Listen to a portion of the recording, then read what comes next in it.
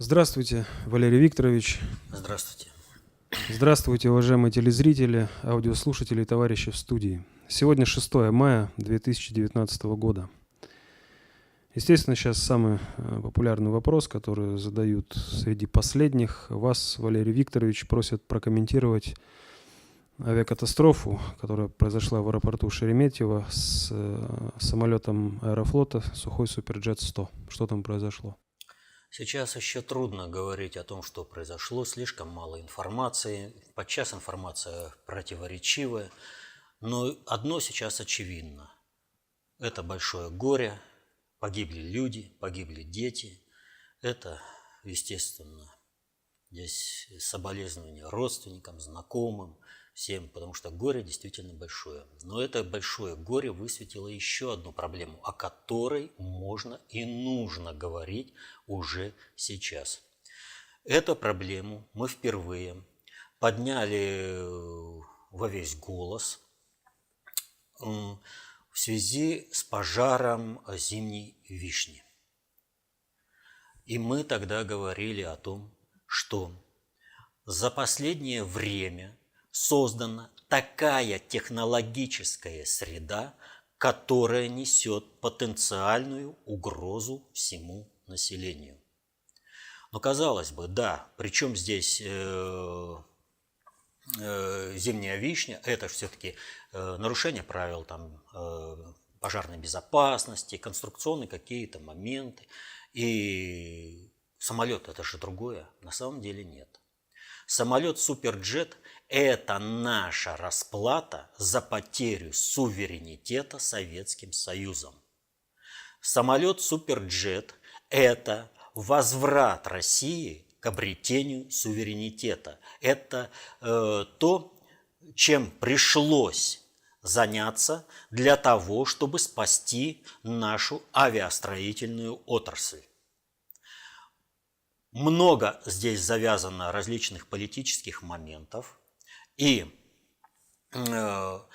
решение этих политических моментов позволило через решение проекта Суперджет-100 спасти нашу авиастроительную корпорацию, авиастроительную отрасль, которая привела к появлению новых самолетов Сухой, МиГ.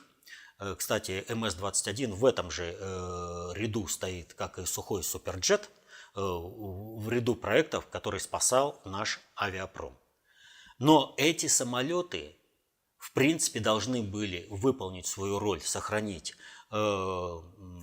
производство, сохранить проектирование авиации и отойти в сторону, поскольку они не жизнеспособны. Впервые о том, что самолет Суперджет-100 не жизнеспособный, мы заговорили, я даже сейчас в 2012 году, вот где-то в 2011 году, а в 2012 уже была аналитическая записка, в январе 2012 года была уже аналитическая записка. Вот одно очевидно простая вещь. Если бы не конструкция самолета, этой трагедии удалось бы избежать. При всех минусах посадка на брюхо не привела бы к пожару. Но только благодаря тому, что конструкционно самолет спроектирован неправильно, это привело к трагедии с человеческими жертвами. А почему самолет спроектирован неправильно? Но не надо забывать, что к проектированию самолета Суперджет 100 приложили руку и Бомбардье, и Боинг. А им-то зачем конкурент такой? Через самолет Суперджет 100, SSG-100, убивался другой рабочий проект. Проект по производству хороших, отлаженных, доведенных до ума самолетов Ту-204, 214 и Ту-334. Вот. Нашими конкурентами в мире они убивали эти проекты. Но Россия потеряла суверенитет. Она сдала высокотехнологичные отрасли, когда взяли на себя обязанность подчиняться Соединенным Штатам, когда нам тут американские сотрудники определяли, кто будет олигархом, кто будет там членом правительства. Мы выходим из-под этого диктата, выходим медленно, уверенно выходим, но это не означает, что внешние надгосударственные силы управления этому не сопротивляются.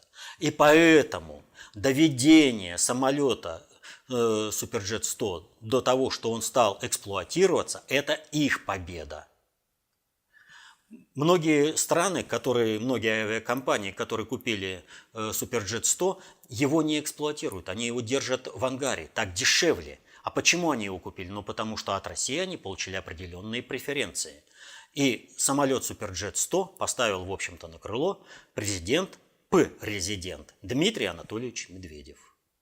А так бы, повторяю, он бы сохранил нам авиапром, но ушел бы в отработанный материал. А так вот он сейчас летает, и видите, какие беды и опасности, реализованные в данном случае, несет людям.